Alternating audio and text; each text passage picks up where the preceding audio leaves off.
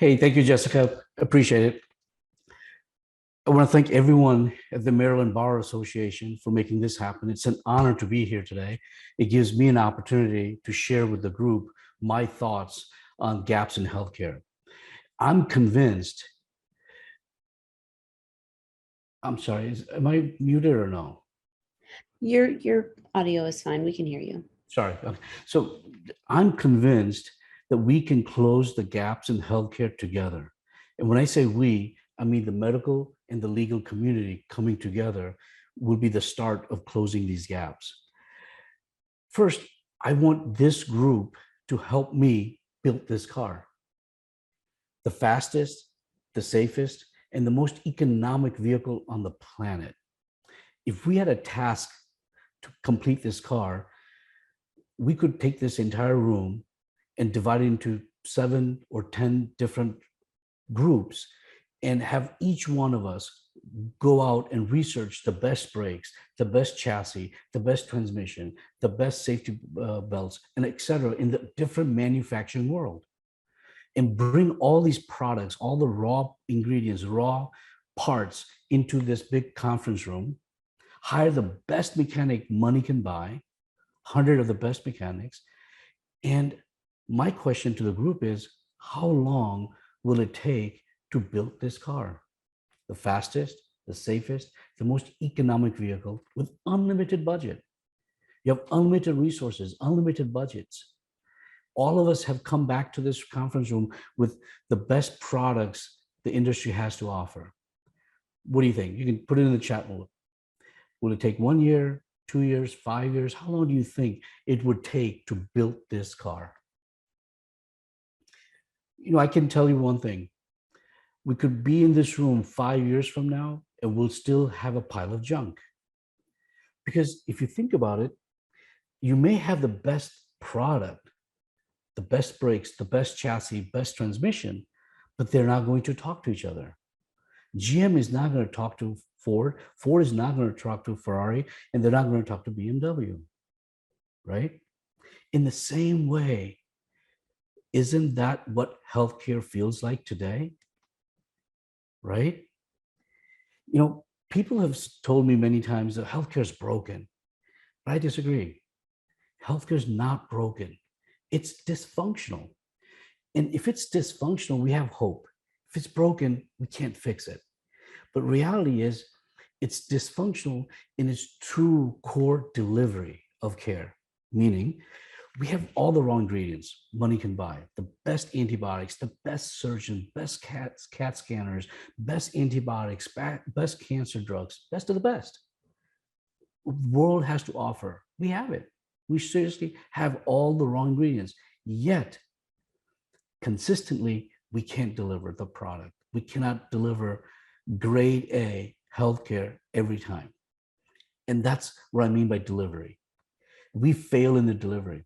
And think about it. When was the last time your Amazon package didn't show up? Or the last time your FedEx package was delayed? Pretty much almost never. You ask a clinician, when was the last time he or she lost the patient in the healthcare system in the delivery? It was last night, because it happens every day. So together, seriously, we can make an impact. The medical community and the legal community coming together, we can make an impact. And nearly 22 years ago, this book came out, To Err is Human. What it asserts is that problem is not bad people in healthcare, rather it is the good people working in bad systems. So what they were attributing a lot of these errors was to the systemic failure of the healthcare as a system. So they were saying, we have amazing staff working in bad environments to produce a bad product. And this was one such publication that came out in 1999 and was endorsed by IOM. And then a few years later, multiple other organizations revalidated some of the statements that were made. And this is from John Hopkins. It says, it's the system more than individuals that is to blame. And again, reiterating year after year after year that if we can fix the system delivery, we can deliver consistently better care and minimize gaps in care. Historically, our industries, the legal and the medical, has collided head on, right? We just don't seem to gel. On a day-to-day basis, we collide. However, at the core, we have a common cause: minimize errors. How can we start closing the gaps in healthcare? In my mind, there's three basic principles. One, let's identify the gaps. And as a legal community, you guys do an amazing job at identifying gaps in care. The second piece of this is to say, how do we take those lessons learned and convert it into an educational program for clinicians? Third is, now how can these clinicians take that and redo the workflow or the process and to run the system leaner and more efficient and safe, right? Identify the gaps, teach the gaps, implement change. I mean, that's your basic 101 for any manufacturer, any aviation, any business, really. Yet we fail to do this in the healthcare industry. I would love to tell you that the third leading cause of death in the United States is cancer, heart attacks, strokes. I can't. The third leading cause of death is medical-related errors. Errors that are caused in the healthcare system constitutes to the third leading cause of death. The data is all over the place. And is it third, is it fourth, is it second? But studies are out there clear on this. Data is out there, numbers are there, they're real. So what's the magnitude, right? I mean, when someone says third leading cause, fourth leading cause, you got to really put it in perspective. What's the magnitude of that on a day-to-day basis? How can we kind of hit this in our cortex? If you were to take 3 jumbo jet 747 fully loaded with passengers, crash them into the Atlantic Ocean every night, that constitutes to the third leading cause of death. That's the magnitude.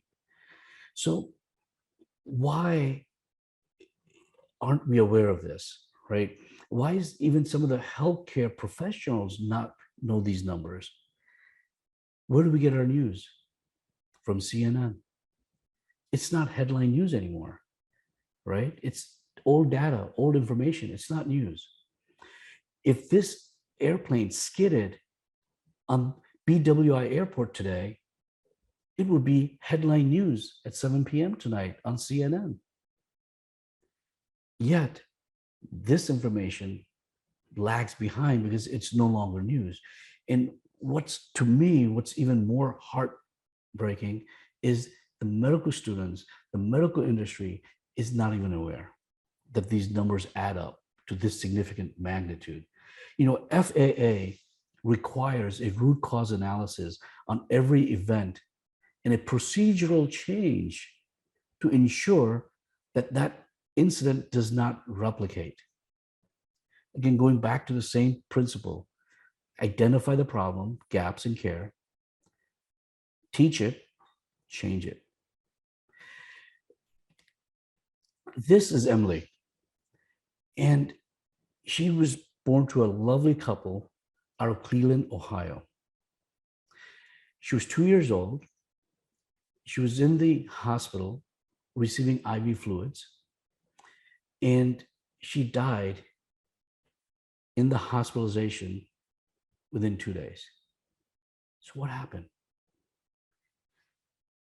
She came in for IV hydration.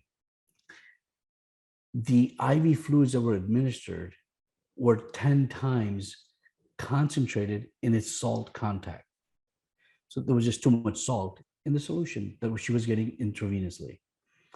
She was moved from a regular floor to the ICU, placed on a ventilator, life support, because she couldn't do this on her own. And she passed away with mom and dad at the bedside the following day in the ICU, 2 years old. It was revealed later that these IV fluid was the wrong fluid, the wrong concentration. So we would say to err is human. I mean, that's usually our tendency. Someone made a mistake and obviously super concentrated this normal saline.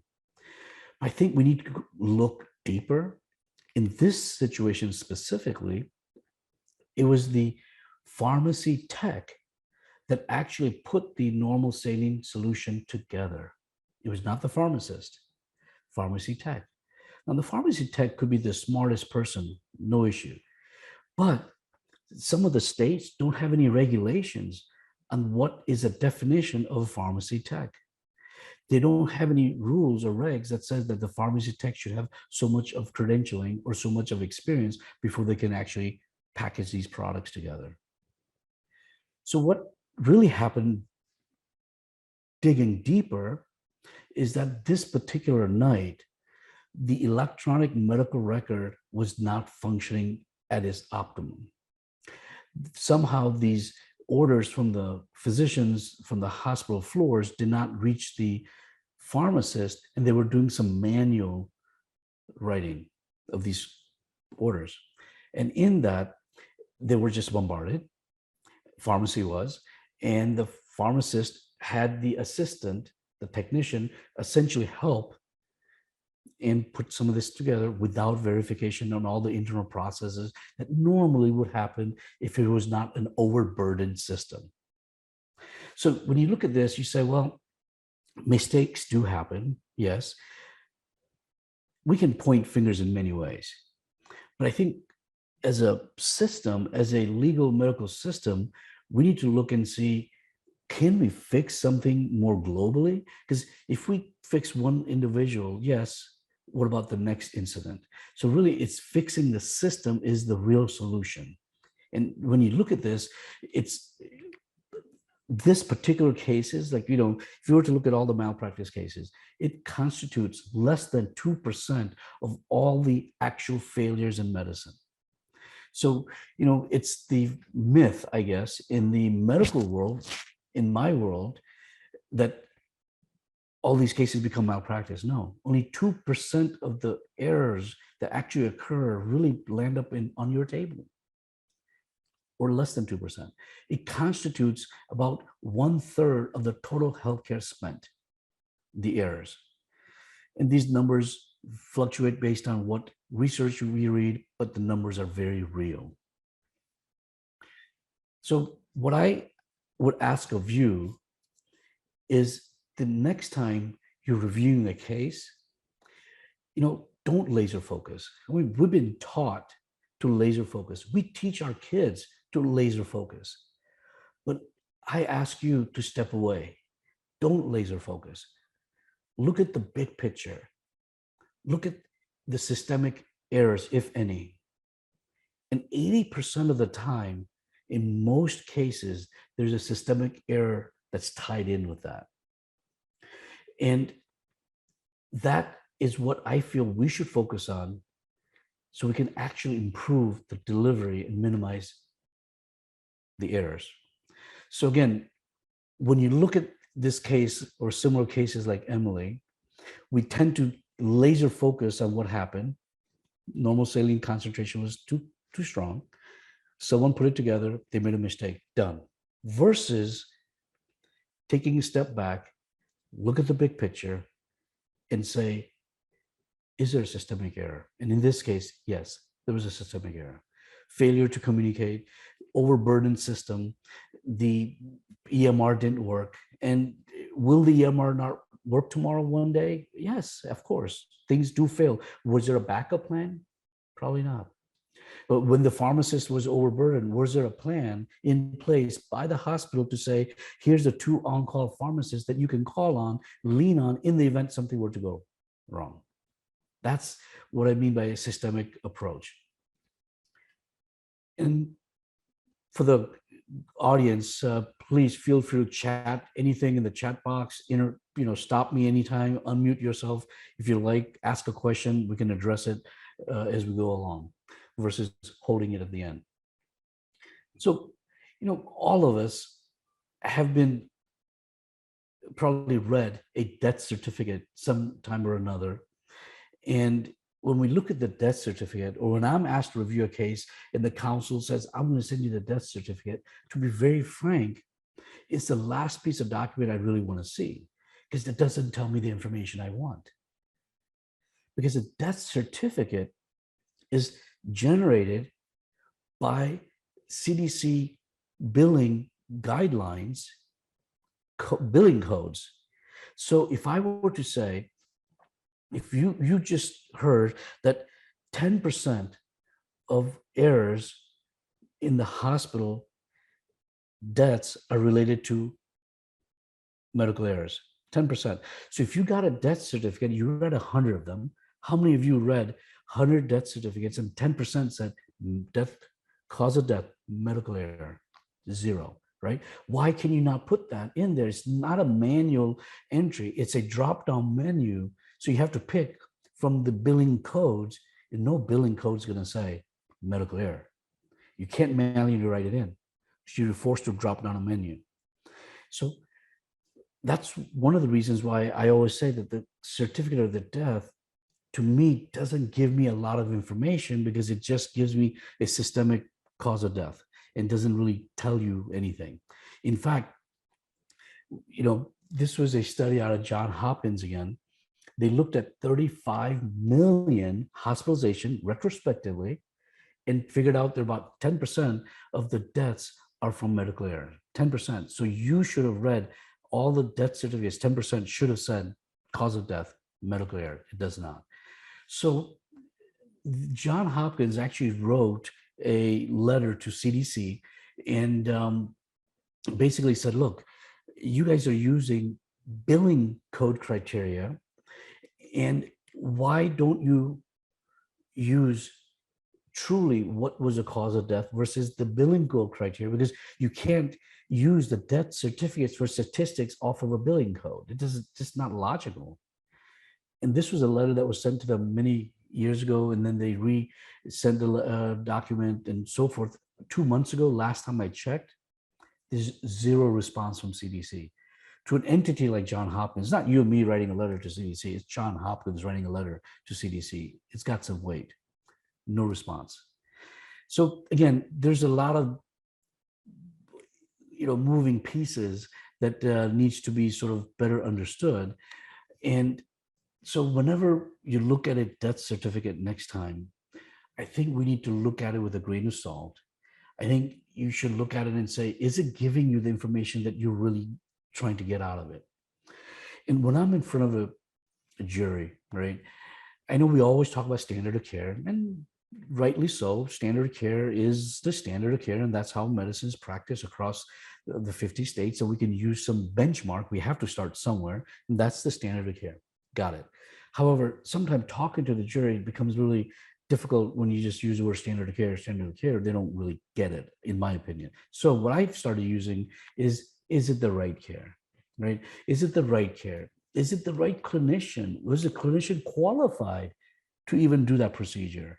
Or was the technician in this case even qualified to mix the IV bag and not have it verified and send it to the floor and administer the medication?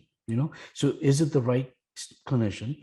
Is it the right diagnosis, right? Is it the right drug? Yes or no? Then is it the right dose, right? You could have the right drug and the wrong dose. And is it the right imaging in the right surgery? Truly, is it the right care? I mean, that's what you're trying to sort of better understand from the eyes of the viewpoint of a jury, to say, do they understand that all of these things have to align up to really then ultimately meet the standard of care. So again, next time you look at a death certificate, view it from a new set of lens. It will not tell you whether it was a right care, right clinician, the right diagnosis, wrong drug, wrong dose, wrong imaging, or wrong surgery. The death certificate will not give you that information. It'll just say cardiopulmonary arrest, ascites, bleeding, or whatever that CDC codes are for diagnosis. That's because it's drop-down menu.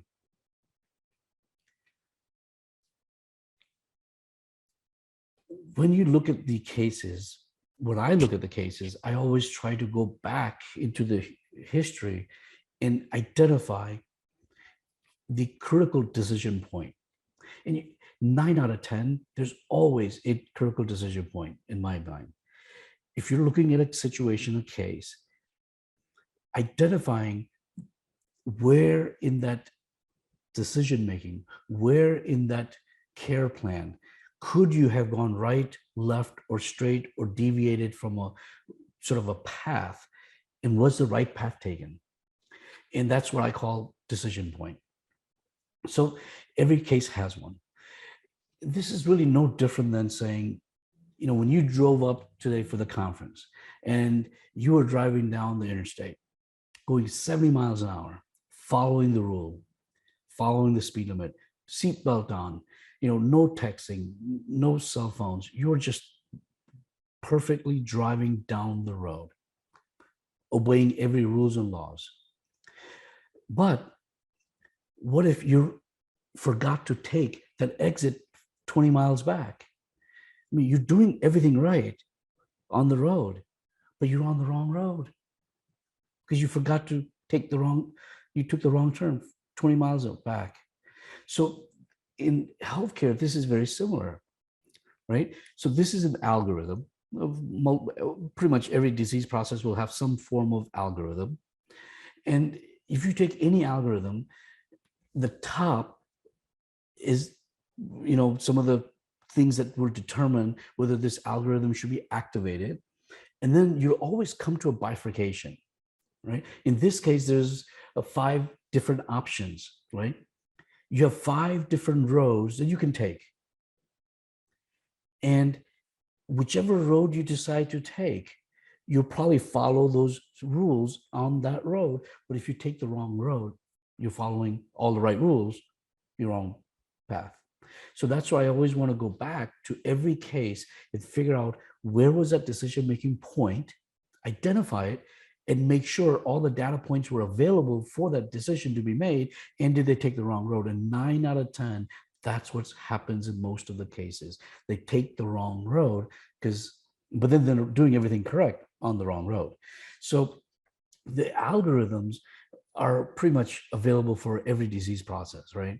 And we're trying to automate a lot of our care plans, and algorithm is one of the best way to do it. So take a look at that. Take a look at the algorithm and find out which path, if they were on the wrong path. And that'll really help you understand where the decision was wrong, or where the care failed, or where the gaps in care was.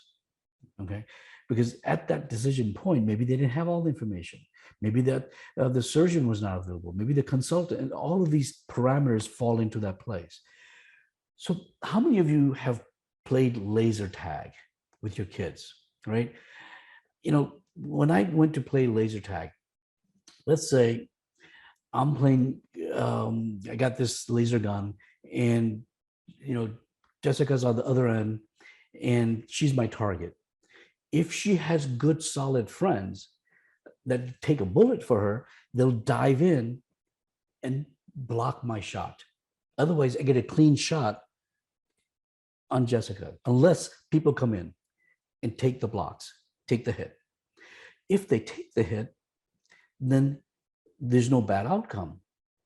So every situation has what I call filters.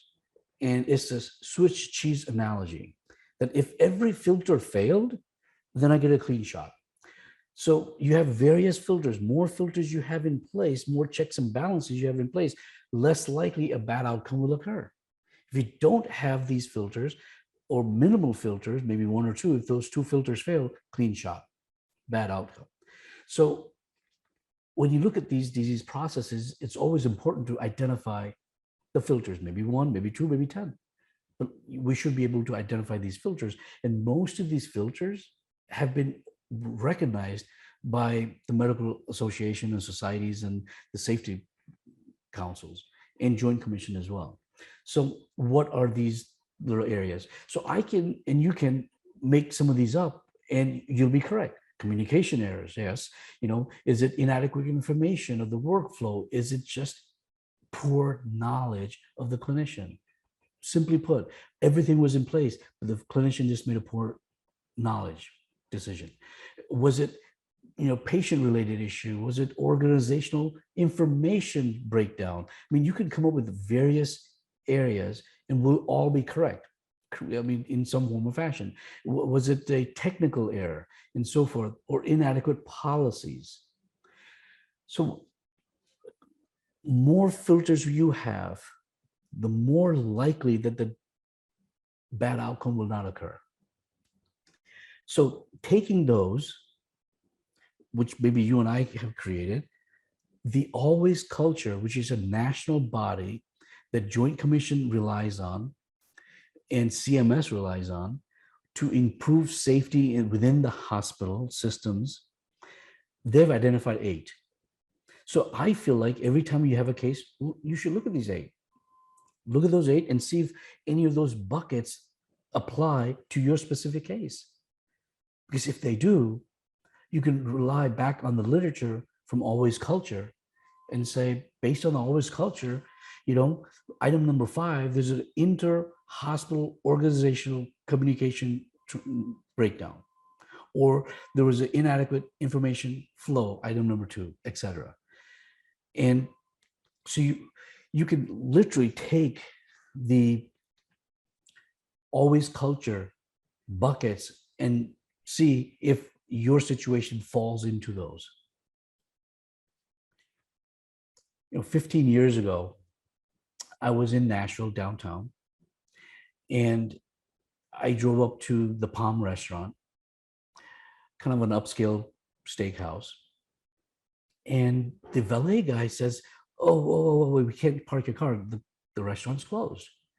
So for a second, I thought, gosh, maybe they open at 6:30. I'm at 5:30. Maybe the timing, or maybe it was Monday. They're closed on Monday. I was trying to figure out why are they closed.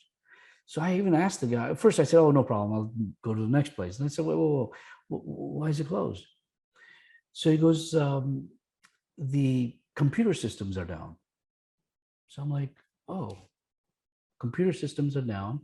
So you have this really upscale steakhouse that's just closed because the computers are down. This is 15 years ago. Really? You need a computer to run a restaurant, to cook the food?" So it got me to a point where I was thinking about it for some time, but then moved on, went to another restaurant. The next time I was at the Palm restaurant, couple of months later, I was processing and looking and trying to figure out why was the restaurant closed 3 months ago. Then I realized how much they really use a computer, right? The water, then the water guy comes to deliver the water. You want this. I mean, it's orchestrated. It's a very well lubed machine, and I get it. They're dependent on their iPads and dependent on the computer to deliver the food on your table or the right wine to the right customer. And so this same analogy, when the computer systems were not working, the owner or the manager or the decision maker just basically said, we close the restaurant. We rather close a restaurant than to deliver the wrong wine to the wrong table. That was their decision, right or wrong. So a few months later, in the emergency room, there is a potassium value for one of the patients that was very high. It was 7.8. So the potassium 7.8 is a critical number. That's a number that's going to cause arrhythmias and possibly death. It's not a number that you want to wait to treat. So the lab noticed a 7.8. Immediately, lab calls the emergency room and talks to the unit secretary saying, John Doe, bed 5, potassium is 7.8, it's very high. So the newly hired secretary then contacts the nurse. The nurse then finds the doctor that's in the trauma room, and then the doctor in the trauma room actually has to order these meds that's going to reverse the high potassium in the computer. He has to actually enter these orders in the computer before these medications are released to the nurse to administer. And there's 4 very specific sequential medications that we give. And these medications are simple. It's calcium, insulin, glucose. And it's the simplest medication to administer cost-wise and administer-wise. So then by the time this information gets to the end user, the patient and the nurse, it exchanges like 5 different hands, and it costs about 20 minutes. So this high potassium, now you have to take these medicines out of a locked Pyxis, the locked little cabinet, medication cabinet that exists in every floor nowadays. And it's safety, it's billing, it's all of the above. And they take these medicines out of there, and then they administer to the patient. So all of that costs time, every bit of that. And ultimately, this patient passed away. Cardiac arrhythmias just coded. You couldn't retrieve this patient. And merely because we didn't get the medicines to the patient on time. So when we say technology, right? So it kind of really puts a thing that says, okay, what went wrong?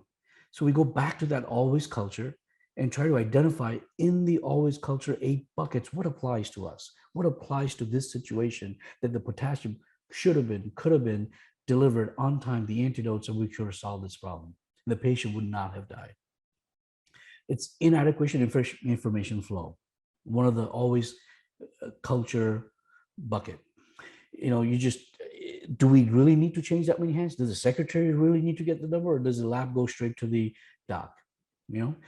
And the pharmacy, when you enter these orders, doesn't the pharmacy get activated? Hey, the potassium's high. We should start getting these 4 drugs together because the doc's going to order it. It's an algorithm. I mean, you would think the pharmacy should be the next person to be notified, and the doc.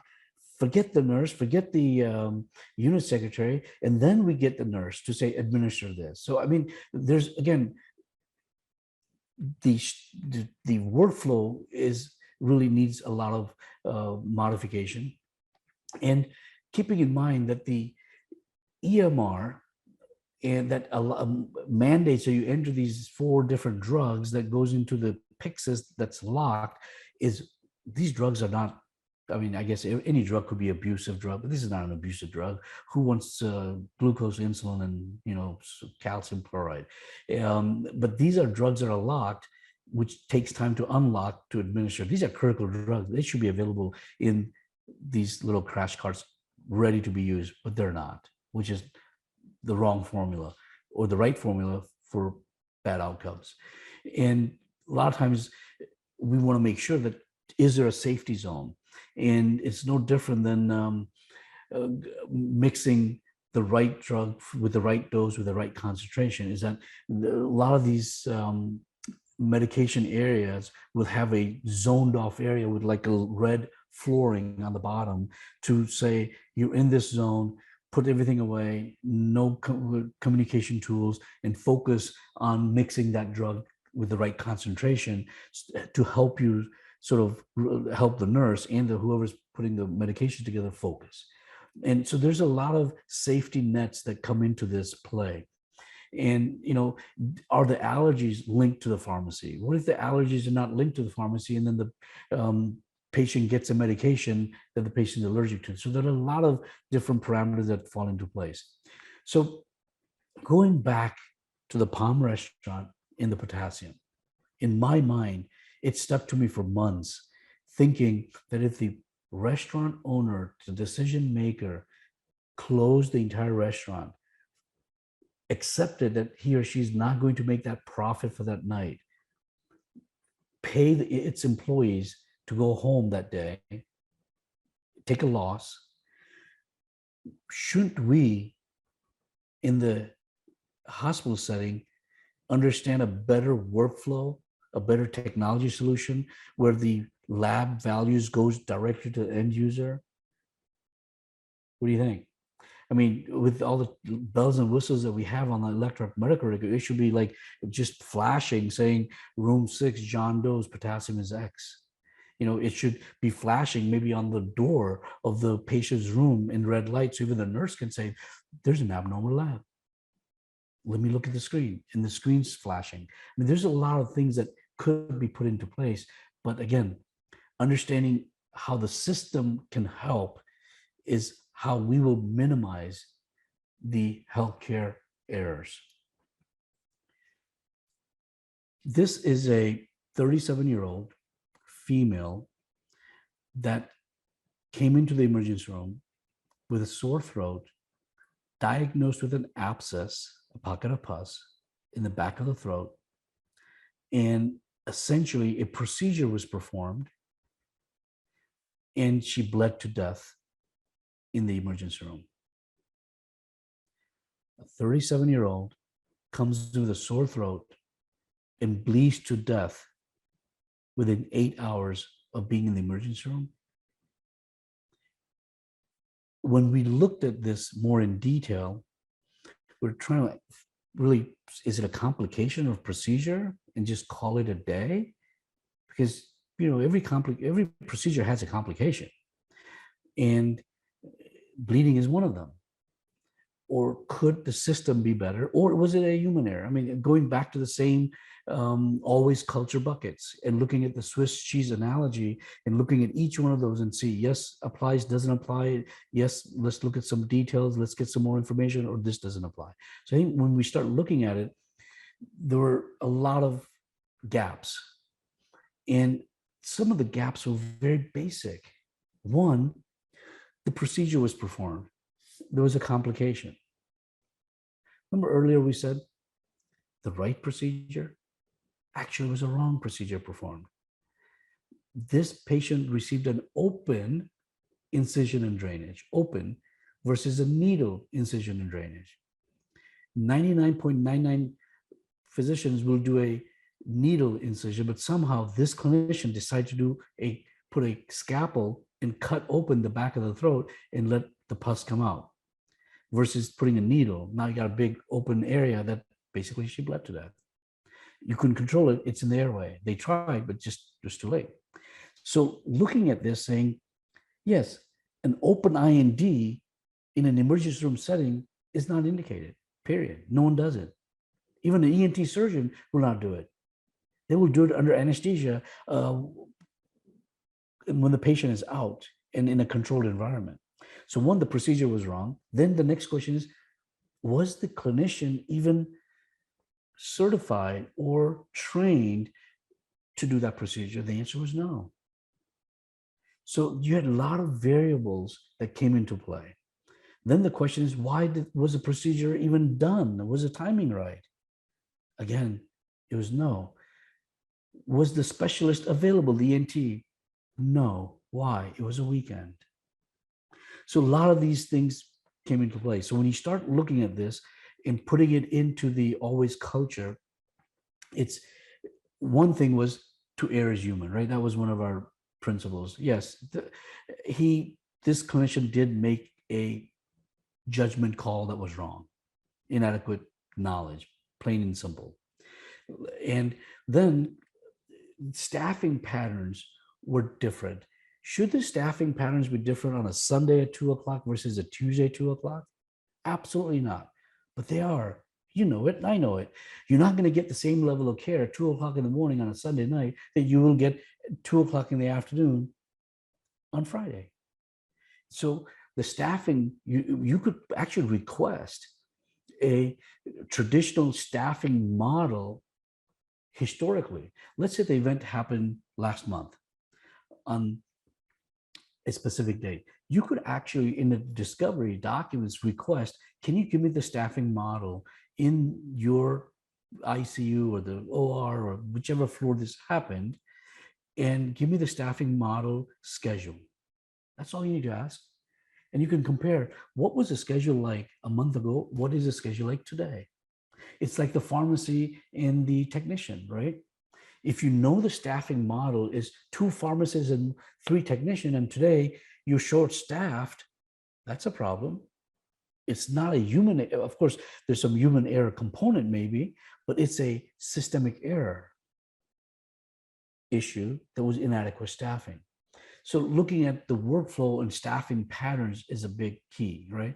And one of the first things I do when I find out the date of event is go to my Outlook, look at the calendar, and find out what day of the week that was. A holiday, or it was Sunday, or what time of the day it was, because that's going to determine the staffing patterns, good, bad, or ugly.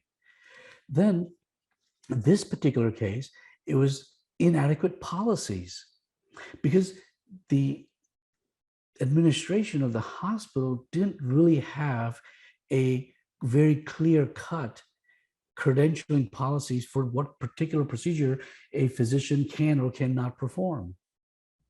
And they should be very well delineated. If I walk into your hospital and say, I want to do an open heart surgery, I can't do it. I'm not trained for it. So I should not have the privileges to do it. So in this particular case, should the hospital clearly delineate that you can't do an open IND of the pusher, an abscess in the throat? That's just not done, period. So these are some of the things that the hospital policies sort of inadequately, or there were gaps identified. And the other thing you should also look at is the American College of ... meaning American College of Cardiology, American College of Ophthalmology, American College of OBGYN, etc. Each one of those colleges has policies and guidelines and procedures that are recommended, which really is identifying the standard of care. So you don't have to look too far. Because you may not get the policies from the hospital to say, this is what every one of our, they'll say, no, that's too much details. We don't go into that much of a detail, because medicine is an art, not science. So when they say that, that is when you can go to the American College of that specialty and see, do they recommend an open incision and drainage of the abscess of the throat? And clearly, no. So then the hospital policy is in conjunction with the college policy, so it's all tied in.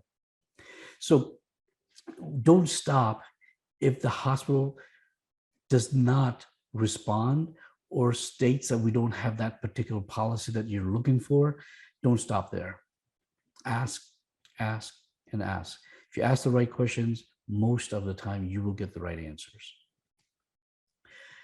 And so kind of bringing some of this together, the critical decision point, remember we said going down the freeway, that's the idea. Are you traveling on the right or wrong road?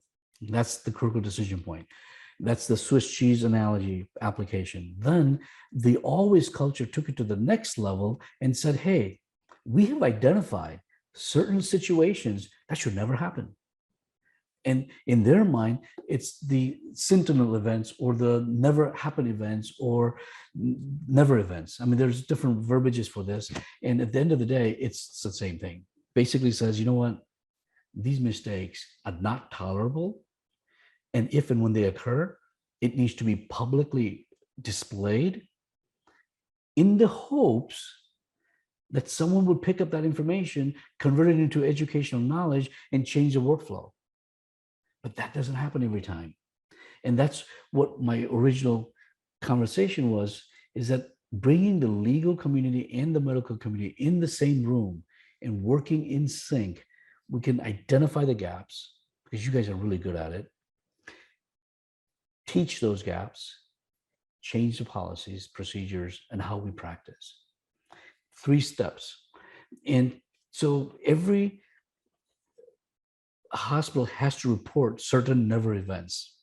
So you could actually go online literally and pull out that particular hospital and see how many never events have they reported in the last 3 years. And has your case been reported, maybe if you're dealing with as a never event? That would help you understand better logistics of what your approach should be, or change your focus. And so looking at this 37-year-old who came into the emergency room for a sore throat, who bled to death within 8 hours, looking at this and saying, it's a human error, it's oversimplifying, and we're being laser focused. Look at the big picture and see if there's global systemic errors.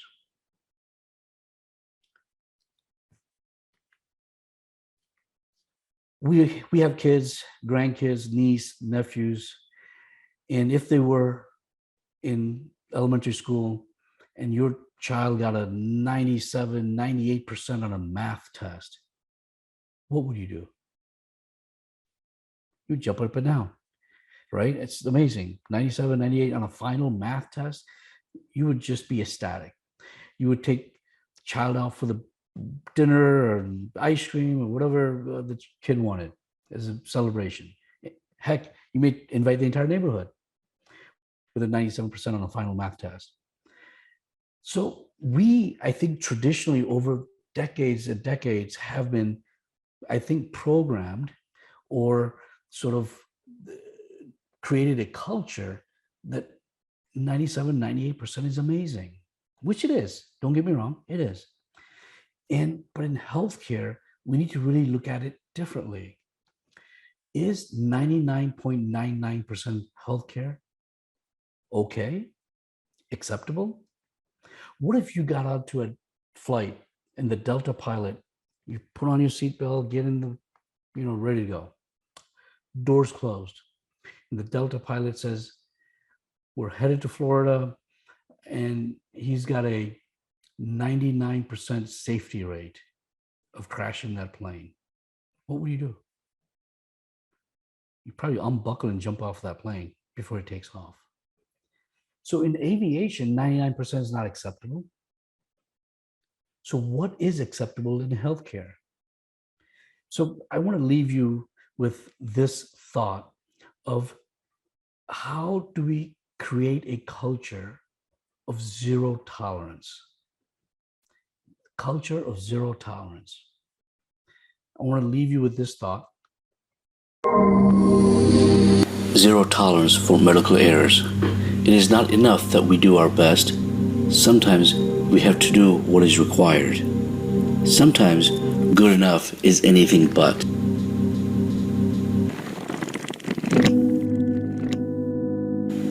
If 99.9 is good enough, 470 entries in the new Merriam-Webster dictionary will be misspelled. In the next week, 21,000 books will be published with a wrong cover.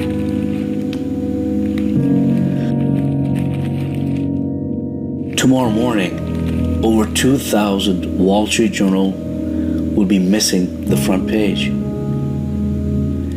In the next 24 hours, nearly 600,000 pieces of mail will be mishandled by the post office. The following week, nearly 81,000 shoes will be shipped in mismatched pairs. If 99 was good enough, in the next 60 seconds, 800 phone calls will be misrouted. In the next hour, more than 1,000 ATM machines will dispense the wrong amount of cash. Each hour, 22,000 checks will be deducted from the wrong bank account. If 99.9 was good enough, this year more than 200,000 tax returns will be lost by the IRS. By end of the month, 25,000 brand new tires will be purchased with dangerous defects. By the end of tomorrow, 174 airline flights will not have landed safely.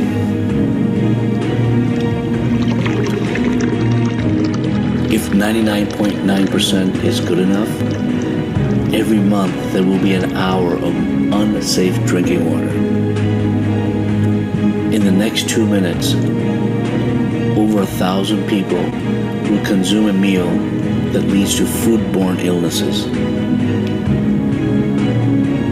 By the end of the year, over 4,000 newborns will be with the wrong parents. If 99.9% is good enough, next week, over 44,000 medical prescriptions will be written incorrectly. By the end of next year, nearly 600 coronary bypass surgeries will have failed. If 99.9% is good enough, there will be 32,000 missed heartbeats per person each year. We must adopt a culture of zero tolerance. I possibly generated more questions than solutions. I think maybe allowing us to think with a different lens next time we're dissecting a case, in the hopes that we can contribute to closing some of the gaps.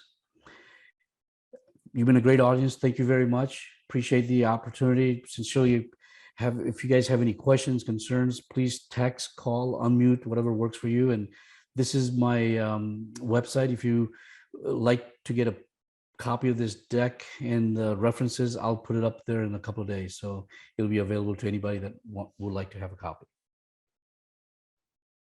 Thank you so much, Dr. Patel. We really appreciate your time. Unfortunately, there are no questions at the moment. Of course, if anyone has a question, please feel free to ask now. However, I did want to ask, are there any, I guess maybe like 3 points you want to leave our viewers with the last few minutes we have here?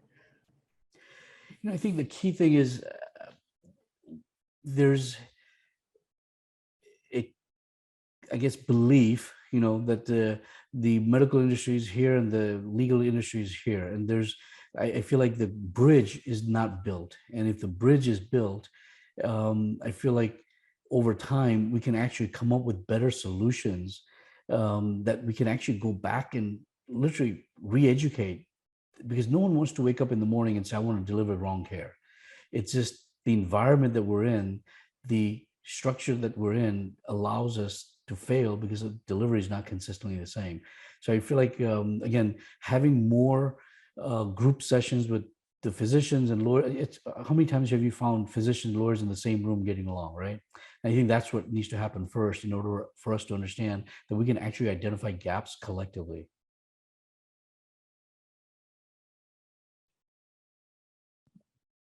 Wonderful. Well, thank you so much for taking time out of your busy schedule to be with us today. We really, really, truly appreciate it here at the MSBA. Again, for some reason, there aren't many questions. So it looks like we can wrap up a little bit early with a couple minutes to spare. But again, thank you everyone for participating today. And thank you for a wonderful presentation. Definitely a lot of very good information today. Thank you so much. Thank you. Have a great afternoon. You too. Have a wonderful day.